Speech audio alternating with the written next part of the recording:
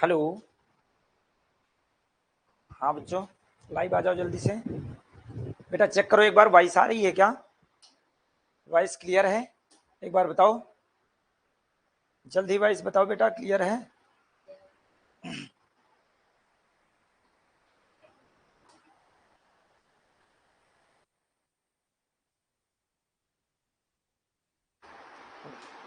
अच्छा ओके।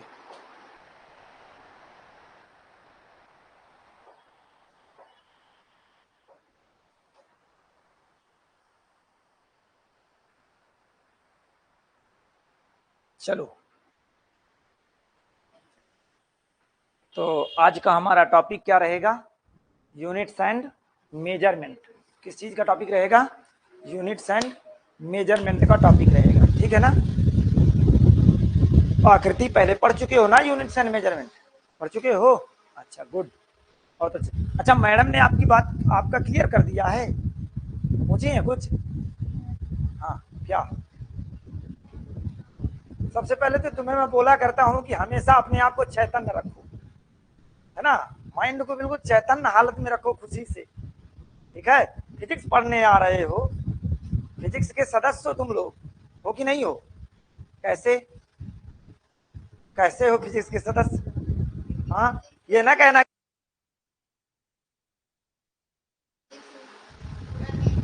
हाँ, कंप्लीट और नेचर के हम सदस्य हैं, है ना?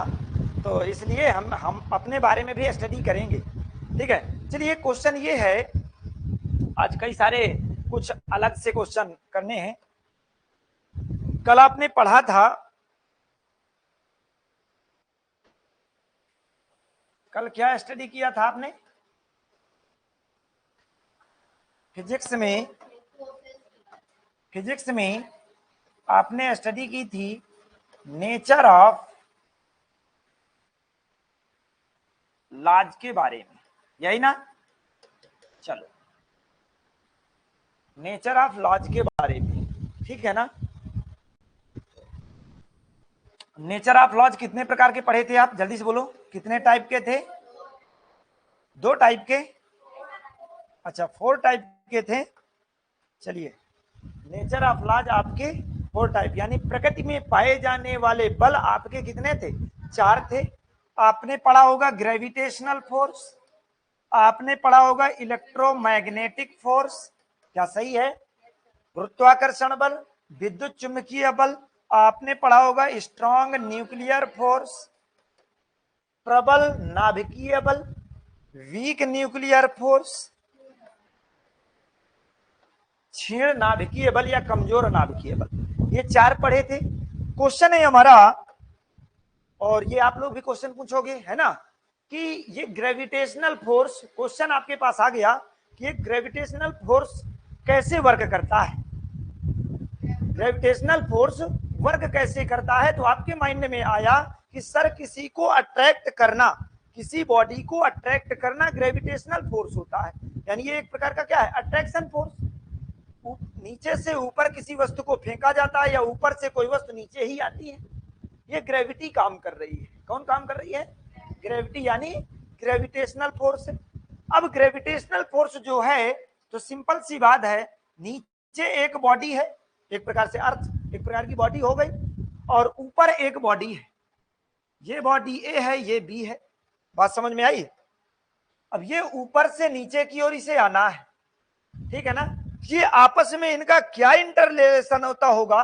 क्या इंटर रिलेशन होगा? सिंपल सी बात है कि आप मेरे यहाँ निमंत्रण में आओगे तभी मैं आपके यहाँ आऊंगा। बात समझ में आ रही ना? तो यदि इनका कहने का मतलब आप कुछ दोगे तो मैं आपको कुछ दूंगा, यानी मैं आपके पास आऊंगा, है ना? आपका हमारा अंतर संबंध बना रहे, इंटर रिलेशन बना रहे। क्लियर? अब इस इंटर रिलेशन को किस नाम से हम जानते हैं? ये आपस में क्या लेन देन करते हैं? यानी सिंपल सी कह दें कि ग्रेविटेशनल फोर्स के ओरिजिन का कारण क्या है, उत्पत्ति का कारण क्या है? ग्रेविटांस। बहुत अच्छा, यहां पर कह सकते हैं एक्सचेंज ऑफ ग्रेविटांस, कह सकते हैं ना? इतना याद रखना है आपको। ये क्या करते हैं? ये आपस में कुछ पार्टिकल एक्सचेंज करते हैं, उन एक्सचेंज पार्टिकल का नाम है ग्रेविटांस। क्या नाम देते हैं? ग्रेविटांस, है ना। ग्रेविटांस को हिंदी में हमने बताया था गुरुत्वायन, गुरुत्वायन क्या बताया था, यही बताया था क्या। ये इनको आपस में ये लेन देन करते हैं, ट्रांसफर करते हैं, जिसके कारण इनके बीच एक फोर्स वर्क करता है जिसे हम अट्रैक्शन फोर्स कहते हैं। क्या कहते हैं, अट्रैक्शन फोर्स। अट्रैक्ट होना, दो लोगों का मिलन प्रेम होना, कैसे अट्रैक्शन होता है, दोनों का क्या होना चाहिए, दोनों के अंतर संबंध होने चाहिए। अंतर संबंध का मतलब ये है कि उनके प्रॉपर्टी मिलनी चाहिए, उनकी आपस में उनके जो थिंकिंग है, सोच है, विचार है, वो क्या होना चाहिए, मिलना चाहिए, तभी ना दो लोग आपस में जुड़ते हैं, मिलते हैं, पास में आते हैं।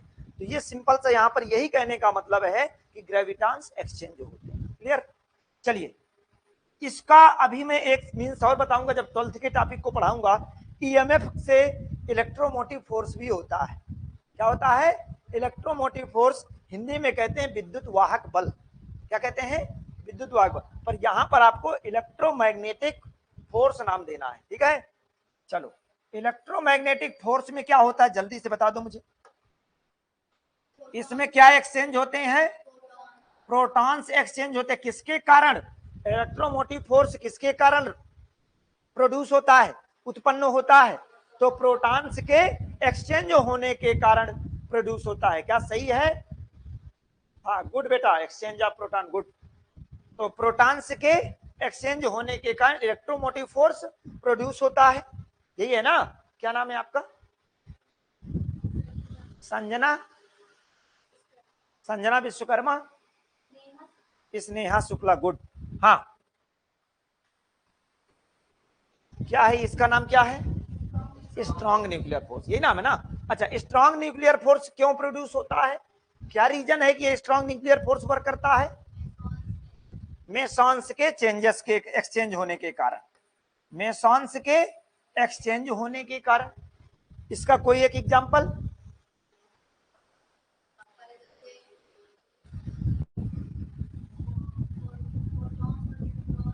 प्रोटॉन्स और न्यूट्रॉन्स यानी न्यूक्लियस, न्यूक्लियस के अंदर, किसी एटम के न्यूक्लियस के अंदर प्रोटॉन्स और न्यूट्रॉन्स को बांधे रखना और उनको बाइंड करके एक नए मॉलिक्यूल्स का फॉर्मेशन करना, नए मॉलिक्यूल का फॉर्मेशन करना।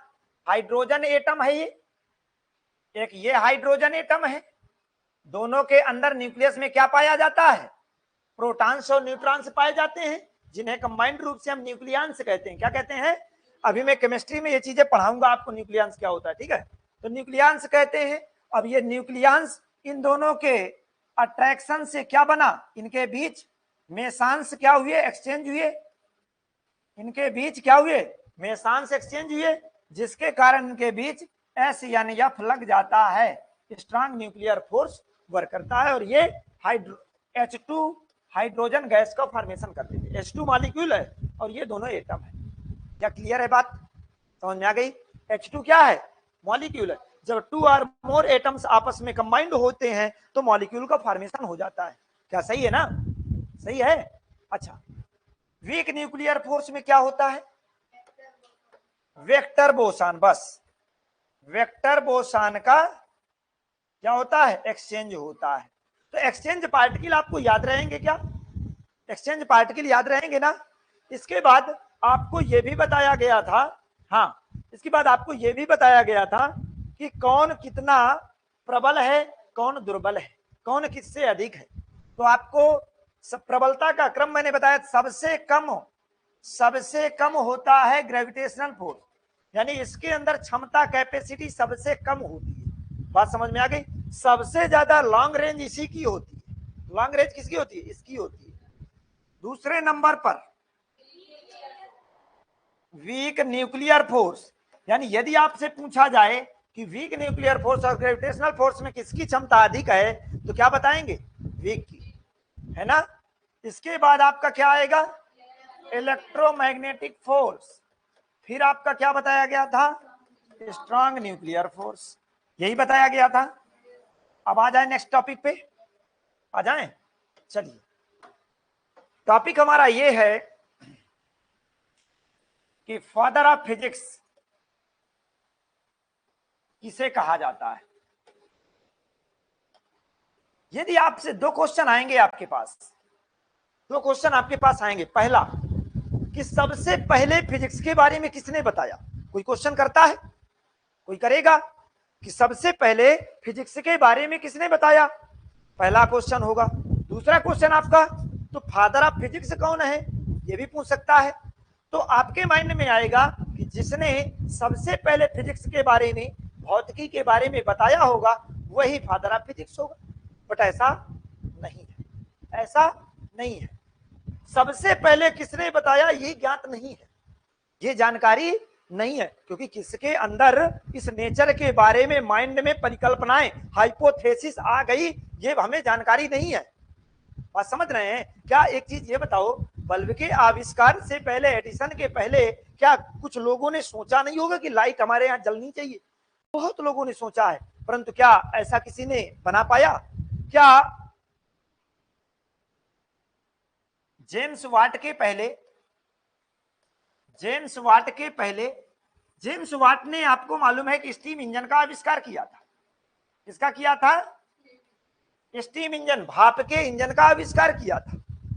अब क्वेश्चन ये है कि ये जेम्स वाट ने भाप के इंजन का आविष्कार कैसे किया? तो सबसे पहला ये बता दूं, ये एक भी दिन स्कूल नहीं गए, स्कूल से इनका कोई मतलब नहीं था, पढ़ने लिखने में कोई मतलब नहीं था। ये सबसे ज्यादा घरों में रहते थे, औरतों के पास इनका फालतू का काम रहता था, ऊट पटांग के काम में, मतलब ज्यादातर घरों में, जैसे कहा नहीं करते उसको कि दिन भर तू घरे में घुसा रहता है ना, तो वही हाल था जेम्स वाट का। तो ये काम क्या करते थे, इसके कई भाई थे, तो भाई थे तो भाभियां जरूर रही होंगी, है ना? हाँ सही है। तो जेम्स वाट की जो भाभियां थी, ये भाभियों के पास ज्यादा रहा करता था, मतलब बच्चा था, है ना, अब अपने आप को बच्चा मानता था, ठीक है। अब ये क्या किया, जब भाभियां मॉर्निंग में खाना बनाती थी, बात समझिएगा, जब इनकी भाभी खाना बनाती थी मॉर्निंग में, तो इनकी आदत थी उनके पास ही बैठना, चूल्हे के पास बैठते थे। तो ये चूल्हे के पास बैठे थे एक बार, और भाभी ने क्या किया, चावल को पतीले में चढ़ा दिया, ऊपर से प्लेट को ढक दिया। क्या चूल्हे में ऐसे ही बनाया जाता था क्या? पहले गैस तो इतना ज्यादा डेवलप व्यवस्था तो नहीं थी, तो चूल्हे में बना रही थी, उसको प्लेट से ढक दिया। जब प्लेट से ढका, तो आप लोगों ने भी देखा होगा कि ऐसा करने से जब चावल अपना क्या करता है, पकने लगता है, उसको क्या बोलते हैं, चावल में बबल निकलते हैं कुछ, है ना, निकलते हैं ना, तो बबल, तो जब वो बबल से निकलते हैं तो उसमें स्टीम, भाप के फॉर्मेट में ऊपर की ओर जाते हैं। तो आप लोगों ने देखा होगा, जब भी वो प्लेट को आप हटाते हो, क्या करते हो, प्लेट को आप हटाते हो, तो प्लेट में छोटी छोटी बूंदें उस पर क्या होती हैं, इकट्ठा हो जाती हैं। दूसरा नंबर, आपने हटाया, जो भाप निकल रही, तो उस भाप के ऊपर यदि आप अपना हाथ रखते हो, तो आपके हाथ में भी पसीना पसीना वाली बूंदें आ जाती हैं। ऐसा क्या सही है? जो भाप की बूंदें आ जाती हैं, तो उसका कारण यह है कि अंदर हीट ज्यादा थी, ऊपर आए तो हमारे यहाँ टेम्परेचर कम था, तो जो वेपर ही ऊपर न जाता है, वाष्प पानी बन के, तो ये क्या होता है, कंडेंसेशन होने लगता है, और वो जल के पार्टिकल दिखने लगते हैं। क्या होते हैं? वाटर के पार्टिकल दिखने लगते हैं।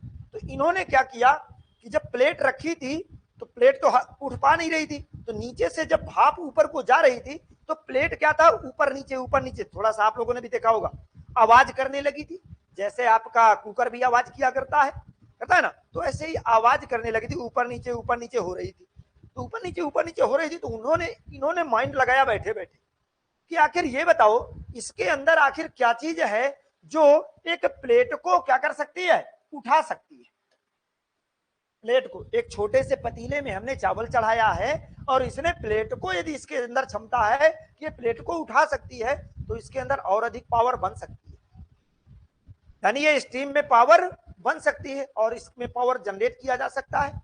तो इन्होंने जहां से ये माइंड एक्सपेरिमेंट करना, एक दिन का काम नहीं है, ध्यान रखिएगा, एक दिन का काम नहीं कि एक दिन में ये बन गया है। इन्होंने यहाँ से एक्सपेरिमेंट करना स्टार्ट किया, धीरे धीरे करके लास्ट में, मतलब सोच कहां से डेवलप हुई, चूल्हे से, सोच चूल्हे से ना डेवलप हुई, तो यहाँ से धीरे धीरे कर करके ये आगे वहां तक पहुंच गए। बात समझ रहे हैं? तो क्या इसके पहले कोई चूल्हे के पास नहीं बैठा होगा?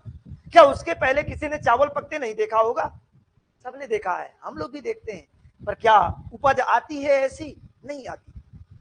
वो तो उनके माइंड की बात है, उन्होंने ऐसा सोचा और कर डाला, और लास्ट में स्टीम इंजन का आविष्कार कर दिया। बात समझ रहे हैं? तो इसके पहले क्या था कि फिजिक्स को सबसे पहले किसने बताया? नेचर के बारे में बहुत सारी उपज आई, बहुत सारी सोच आए, विचार आए, परंतु ये जरूरी नहीं है कि किसी ने बताया। ये एग्जैक्ट कह पाना किसी के बारे में कुछ भी पॉसिबल नहीं है, परंतु ये जरूरी है कि फादर ऑफ फिजिक्स किसको कहा जाता है? आप कह रहे होंगे सर हम तो आइंस्टीन पढ़े हैं, हम तो आइंस्टीन पढ़े हैं, क्योंकि बुकों में सर हमेशा हमने देखा है ज्यादातर, हम वैसे भी अंदर बुक के अंदर नहीं पढ़ते हैं, 12 या देख लेते हैं कि ये mc² लिखा, क्या सही है? ये लिखा रहता है कि नहीं ज्यादातर? तो सर आप आइजैक न्यूटन को क्यों कह रहे हैं, आइंस्टीन को क्यों नहीं कह रहे हैं? तो father of physics Isaac Newton है, बट अब मैं आइंस्टीन के बारे में भी बताने जा रहा हूं। क्या हुआ कि एक बार मैक्स प्लांक का नाम आप सुने, जिन्होंने क्या कहते हैं E=H न्यू एनर्जी और फ्रीक्वेंसी के का रिलेशन फार्मूला दिया है, ठीक है ना? ये फार्मूला उन्होंने मैक्स प्लांक ने दिया है। तो मैक्स प्लांक ने अपने टीचर से कहा कि साहब मैंने तो पूरी फिजिक्स पढ़ ली है। क्या हुआ?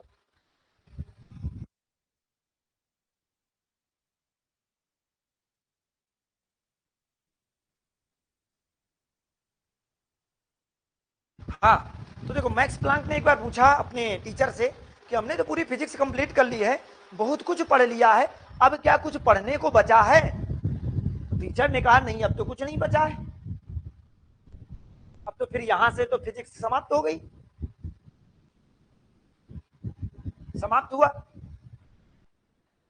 जब ऐसा उन्होंने कहा, फिर आगे क्या किया? जब टीचर ने उन्हें कह दिया कि अब तो फिजिक्स फिर समाप्त है, फिजिक्स कुछ है ही नहीं, तो उसी समय अल्बर्ट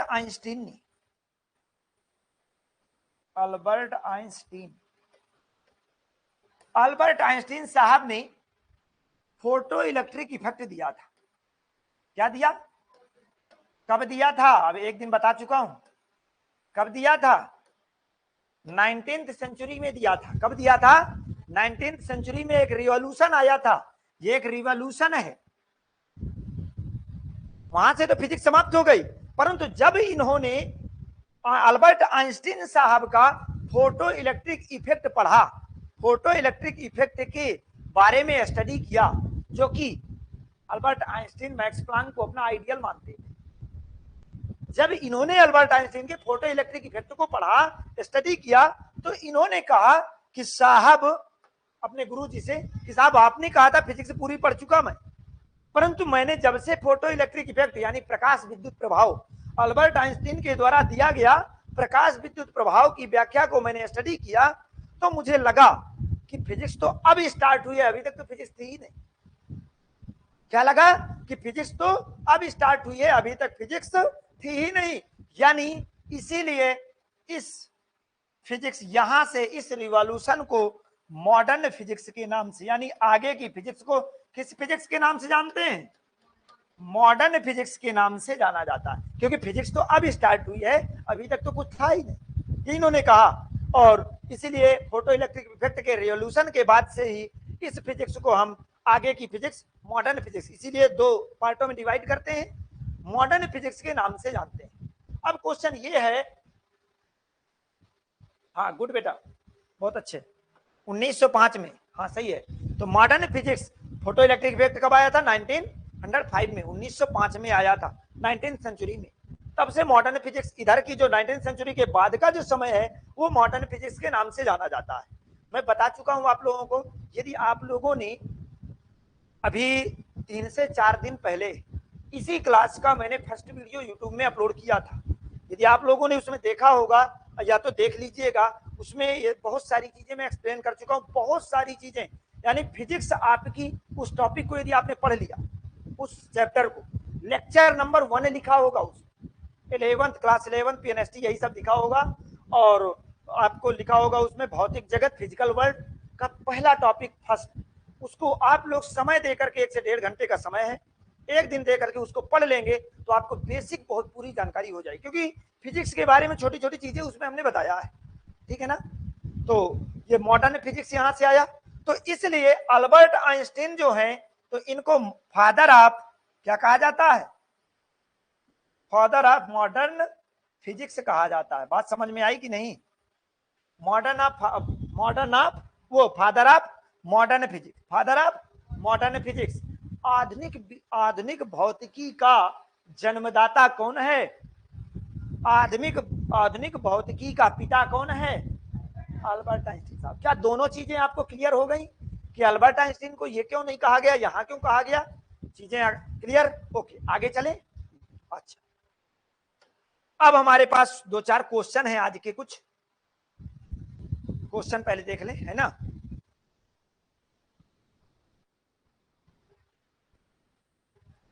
आपके पास सबसे पहला क्वेश्चन,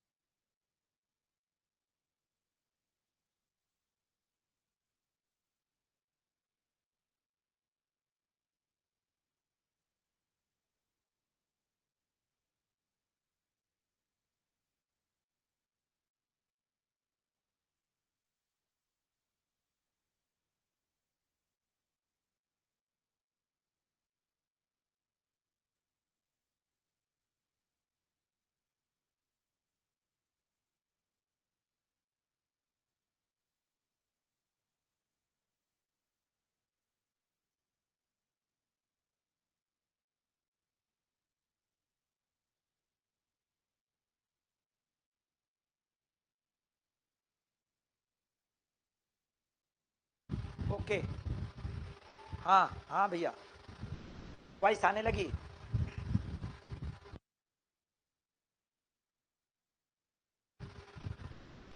बताओ कब से वॉइस म्यूट? हाँ ठीक, ठीक भैया। तो देखो समझ लो एक बार, ये मैंने बताया है भौतिकी और प्रौद्योगिकी में रिलेशन। तो ये आपका study of physical laws of nature, प्रकृति के भौतिक नियमों का जब अध्ययन किया जाता है, जिसमें वो क्या है आपका फिजिक्स है। और इन नियमों के आधार पर जो इंस्ट्रूमेंट तैयार किए जाते हैं वो क्या है आपका टेक्नोलॉजी है। मैं अभी बाद में बता दूंगा आपको, जहां पर प्रॉब्लम जाए भैया तो वहां पर मैं अभी बता दूंगा आपको। हाँ, why physics is known as exact science, physics को सटीक विज्ञान क्यों कहा जाता है, बेहतर विज्ञान क्यों कहा जाता है, बताओ। फिजिक्स को सटीक विज्ञान क्यों कहा जाता है, कुछ कुछ बताओ। चलो देखो, फिजिक्स को बेहतर विज्ञान इसलिए कहा जाता है, सटीक विज्ञान इसलिए कहा जाता है क्योंकि फिजिक्स में जो भी काम किया जाता है वो एक्सपेरिमेंट के आधार पर किया जाता है। किसके आधार पर किया जाता है कि नहीं? कोई काम सोचा जाएगा तो उसका एक्सपेरिमेंट किया जाएगा, क्या ये सही है या गलत है, किया जाएगा कि नहीं? एक्सपेरिमेंट किया जाएगा, और एक्सपेरिमेंट किया जाएगा तो एक्सपेरिमेंट के साथ क्या किया जाता है, मेजरमेंट भी किया जाता है। क्या किया जाता है? मेजरमेंट की भी किया जाता है। और फिजिक्स के अंडर में, फिजिक्स के अंडर में एक्यूरेट एंड प्रीसाइज मेजरमेंट होता है। क्या होता है? प्रीसाइज मेजरमेंट होता है। Accurate and precise measurement, accurate and precise measurement का मतलब क्या है? एक्यूरेट का मतलब बिल्कुल सही, प्रसाद बिल्कुल सत्य जो होता है, बिल्कुल नजदीक। ये नहीं होता कि इसमें कोई गलत चीजें, बिल्कुल एग्जैक्ट वैल्यू आती है मेजरमेंट। तो यानी सही वैल्यू के आधार पर ही हम सब कुछ निकालते हैं। आपने देखा होगा कि जब मेजरमेंट की आप इरर्स भी पढ़ के आए हो 11th में, इरर आप मेजरमेंट मापन में क्या त्रुटियां होती हैं, उनमें कैसे सुधार किया जा सकता है, ये चीजें बताया गया है। ठीक है ना? तो फिजिक्स में सबसे पहला काम क्या किया जाता है? एक्सपेरिमेंट, मेजरमेंट और एक्यूरेट और प्रिसाइज मेजरमेंट होता है। इसी कारण से फिजिक्स को एग्जैक्ट साइंस कहा जाता है। क्या कहा जाता है? एग्जैक्ट साइंस कहा जाता है। क्या क्लियर हो गया? नोट डाउन कर लिया करो बस। हाँ, ये समझ में नहीं आया? अच्छा, क्या कहना सही है? अरे अपने अकॉर्डिंग लिख लो, मैं लैंग्वेज लिखाऊंगा बहुत बड़ी हो जाएगी, है ना? अपने अकॉर्डिंग समझ लो। तो देखो, why physics is known as exact science, तो फिजिक्स एक्सपेरिमेंट और मापन के आधार पर, एग्जैक्ट यानी सही एक्सपेरिमेंट, सही प्रयोग और सही मापन के आधार पर की गई व्याख्या ही फिजिक्स है। इसी कारण से इसे एग्जैक्ट साइंस भी कहा जाता है। क्लियर? सटीक विज्ञान कहा जाता है। नेक्स्ट नेक्स्ट क्वेश्चन जल्दी से, थर्ड क्वेश्चन आपका बहुत ही अच्छा क्वेश्चन आने वाला है।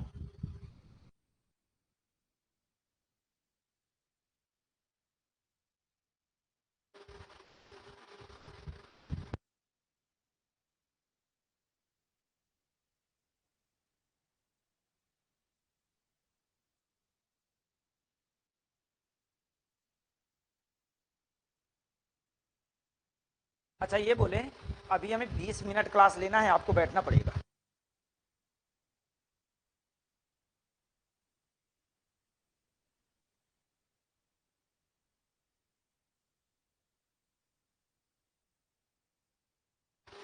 हाँ, तो देखिए अगला नेक्स्ट क्वेश्चन क्या है?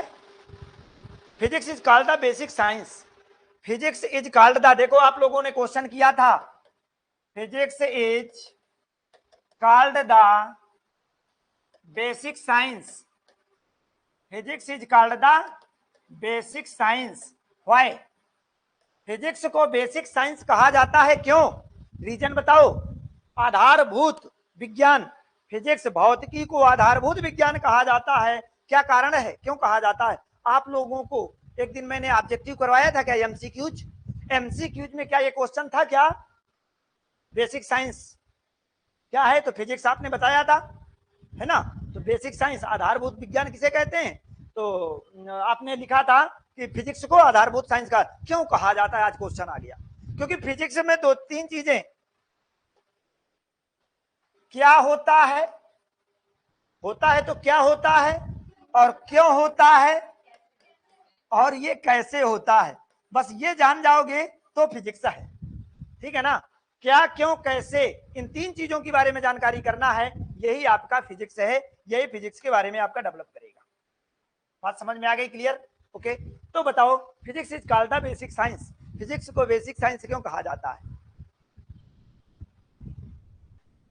बताओ जल्दी से बोलो, आप लोग कुछ भी बोलो।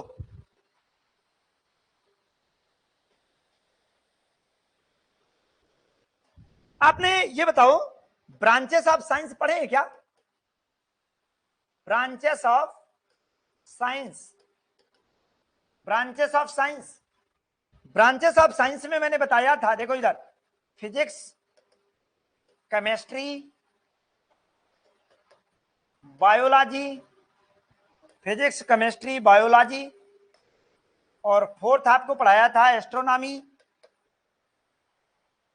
एस्ट्रोनॉमी, फिफ्थ आपका जियोलॉजी, जियोलॉजी, और सिक्स आपका है, ये आ गया ना पूरा, कहा बायोलॉजी में सब आ गया है ना, ये एस्ट्रोनॉमी, जियोलॉजी, और आपका मैथमेटिक्स, ये क्या है, सब साइंस है। ठीक है ना, और है तो ये कितने, physics chemistry biology astronomy geology mathematics, ठीक है ना, ये सब साइंस है। अब आपके क्वेश्चन ये है कि सर इनका रिलेशन क्या है, तो देखो इनका रिलेशन ये है कि यदि इन सब्जेक्ट्स को पढ़ना है तो हमें फिजिक्स के नियमों को जानना जरूरी हो जाता है, फिजिक्स के बेसिक नियमों को जानना। आप बताओ मैथमेटिक्स में वेक्टर पढ़ते हो क्या? मैथमेटिक्स में वेक्टर पढ़ते हो ना? मैथमेटिक्स में आप ये पढ़ते हो क्या 5 सेंटीमीटर, 9 सेंटीमीटर, 10 मीटर, ऐसा कुछ पढ़ते हो क्या? तो ये 10 क्या है, 10 क्या है आपका, जल्दी बोलो, ये न्यूमेरिक वैल्यू है। क्या है? न्यूमेरिक वैल्यू है, जिसे आप इंग्लिश में मैग्नीट्यूड कहते हो और हिंदी में परिमाण कहते हो कि नहीं? मैग्नीट्यूड और परिमाण कहते हो। और ये सेंटीमीटर या मीटर क्या है, यूनिट है। अभी मैं आपको इसके आगे जो टॉपिक मुझे बताना है तो यही सब चीजें आप बताना है, ठीक है ना, परेशान नहीं होना बिल्कुल भी। Knowledge of basic science, laws of physics is essential to study the object under any branch of science. Good बेटा, बट किताबी भाषा नहीं यूज होगी, है ना।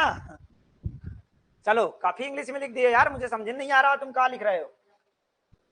हाँ, काफी अंग्रेजी में लिख दिए भाई। नहीं वो ठीक है, हाँ चलिए। तो ये मैं क्या बता रहा था, मैग्नीट्यूड, मैग्नीट्यूड ये आपका क्या है, मैग्नीट्यूड है, ये क्या है, यूनिट है ना। क्या ये वैल्यू मैथमेटिक्स में यूज होती हैं? और ये मैग्नीट्यूड और यूनिट कहां से निकल के आई है?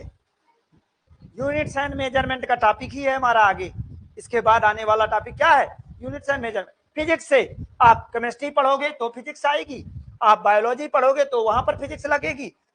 बायोलॉजी में फिजिक्स सर कैसे काम आ गई? वही तो हड्डी का एक्सरे करना है तो कहां से करोगे? एक्सरे मशीन से। एक्सरे मशीन बनाई किसने? टेक्नोलॉजी ने। टेक्नोलॉजी में कौन यूज हुआ? Physics law. समझ में आया? डॉक्टर का काम है ये बॉटनी जूलॉजी पढ़ के डॉक्टरी सीख लेना, पर इंस्ट्रूमेंट काम करते हैं। फिजिक्स का रिलेशन है, बायोलॉजी का हो गया, केमिस्ट्री हो गया, एस्ट्रोनॉमी, एस्ट्रोनॉमी ये तो अच्छे से जान गए हो क्योंकि अभी अभी चंद्रयान 3 गया है, ऊपर गया है ना। हाँ तो अच्छे से एस्ट्रोनॉमी जान रहे हो, खगोल विज्ञान जान रहे हो ना। हाँ, जियोलॉजी भूविज्ञान, पृथ्वी के अंदर या पृथ्वी के बारे में जानकारी करना। हम कैसे जाने कि अर्थ चक्कर लगाती है एक्सिस पर, किसके कारण? फिजिक्स के कारण। सब कुछ फिजिक्स बता रही है, इसीलिए इसको क्या नाम दिया गया? Basic science. क्यों? क्योंकि साइंस की किसी भी ब्रांच की, साइंस की किसी भी ब्रांच की यदि स्टडी करना है तो हमें फिजिक्स का बेसिक नॉलेज लेना जरूरी हो जाता है, इसीलिए फिजिक्स को बेसिक साइंस कहा गया है। क्या समझ में आ गई बात? इसीलिए फिजिक्स को क्या कहा गया है? बेसिक साइंस कहा गया है। बिल्कुल भी किताब की भाषा नहीं पढ़ना, आप लोग अपने भाषा से समझो, मैं लिखाने का और रटाने की, मैं केवल ये कि आपको बेसिक नॉलेज जानकारी होना चाहिए क्यों क्या है, ठीक है ना। ये क्वेश्चन आप लोगों के उसमें देखो, क्वेश्चन इस तरह नहीं, आप लोगों का ऑब्जेक्टिव क्वेश्चन आता है, पर आप लोगों को जब तक एक चीज ये बताओ, ऑब्जेक्टिव से काम बन जाए तो ऑब्जेक्टिव रटना लिया जाए तो क्या उससे काम होने वाला है? नहीं होने वाला है। क्या है, एक ऑब्जेक्टिव निकालने के लिए उसको हमें क्या करना पड़ता है, पढ़ना पड़ता है। और यहाँ पर ऑब्जेक्टिव तो आपका बना था ना, बेसिक साइंस किसे कहते हैं, अब आपके माइंड में कभी नहीं भूलेगा, फिजिक्स को कहते हैं, क्योंकि फिजिक्स में यूज होता है। बात समझ में आ गई। फिजिक्स का समाज से भी रिलेशन है, फिजिक्स का टेक्नोलॉजी से भी रिलेशन है, सब जगह तो फिजिक्स रिलेशन में आ रही है। ओके, अगला क्वेश्चन, नेक्स्ट क्वेश्चन, और मुझे लगता है नेक्स्ट क्वेश्चन आज आपका ये लास्ट क्वेश्चन है। लास्ट क्वेश्चन, अब आपका बहुत अच्छा क्वेश्चन आ गया। डिफरेंस बिटवीन, देखो ये छोटी छोटी जानकारी करना बहुत जरूरी है। डिस्कवरी एंड इन्वेंशन, आप ये भी पढ़े हो कि इन्वेंशन होता है, और आप ये भी पढ़े हो कि डिस्कवरी हुई है। डिस्कवरी, अब इनमें क्या बेसिक अंतर क्या है ये समझना है आपको। तो डिस्कवरी मीन्स क्या होता है, जल्दी बोलो हिंदी में। डिस्कवरी मीन्स होता है खोज, क्या होता है बेटा, खोज। और इन्वेंशन मीन्स क्या होता है, आविष्कार। आविष्कार, आविष्कार। बताओ खोज और आविष्कार में क्या अंतर है, जल्दी। डिफरेंस बिटवीन,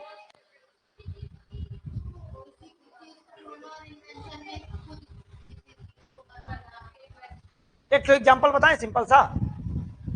भगवान ने हमारी खोज की, हमारी नहीं, मेरी बस नहीं, मतलब हमारी, मतलब ह्यूमन बींग्स कोई बॉडी होगी जो चलती फिरती रहेगी, और इसको मैं भेज रहा हूं, ये क्या करेगा, कोई ना कोई काम करेगा, ट्रेन बनाएगा, बस बनाएगा, गाड़ी बनाएगा, तो ये क्या करेगा। तो बात समझ में आई। भगवान ने हमें हमारी खोज की, एक ह्यूमन बींग की खोज हुई, मनुष्य की खोज हुई, यानी एक, अब मनुष्य ने क्या किया, कुछ आविष्कार काम कर डाले, वो आविष्कार हो गए। नहीं समझ आया। और नेक्स्ट एग्जांपल, और कुछ एग्जांपल, और कोई एग्जांपल, हाँ फिजिक्स के अकॉर्डिंग दे डालो आप लोग।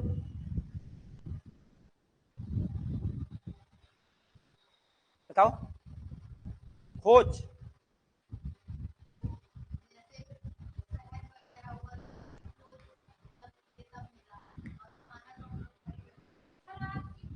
बहुत अच्छा, गुड, यही तो मैं क्वेश्चन पूछना चाह रहा था। आग की खोज है ना। आज आग से हम आग लगाते हैं कहां पर, व्हाट्सएप में और लाइव क्लास में, हर जगह आग लगाते हैं ना, वो एक सिंबल आया करता है, वो आग जलाने वाला आता है ना।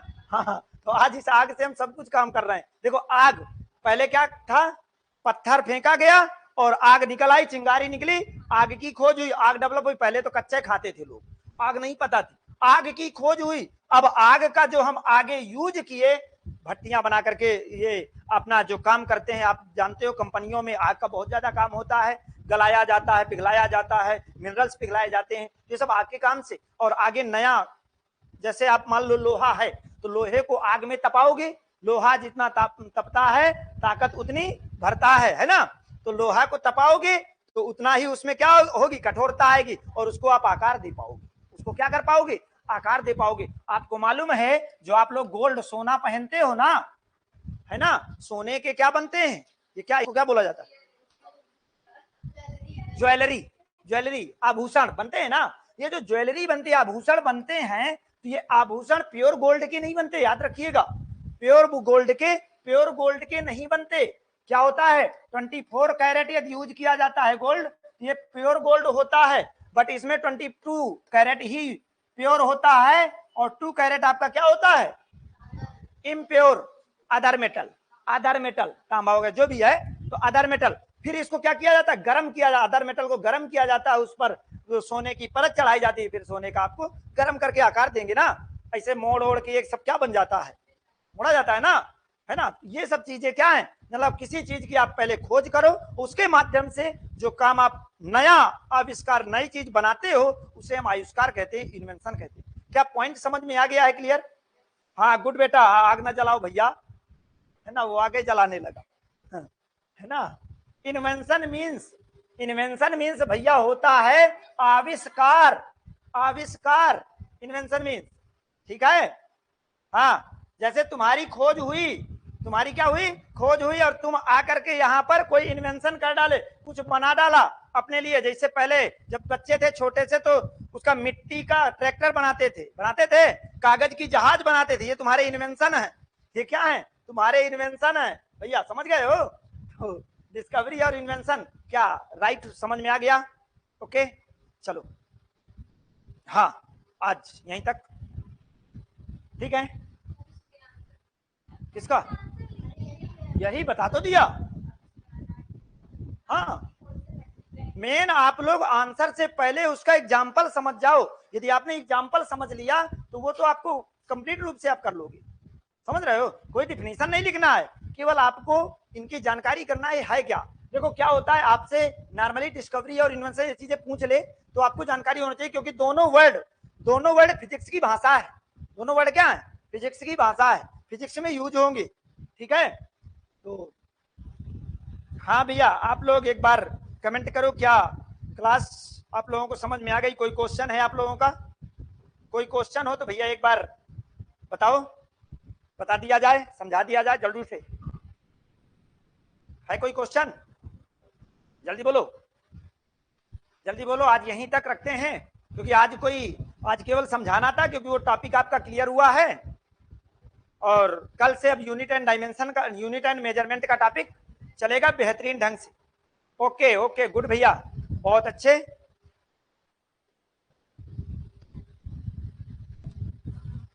थैंक यू आप सभी को। और हाँ ओके, धन्यवाद आप सभी का। चलिए तो अब मिलते हैं हम नेक्स्ट सेशन पे। जय हिंद, जय भारत।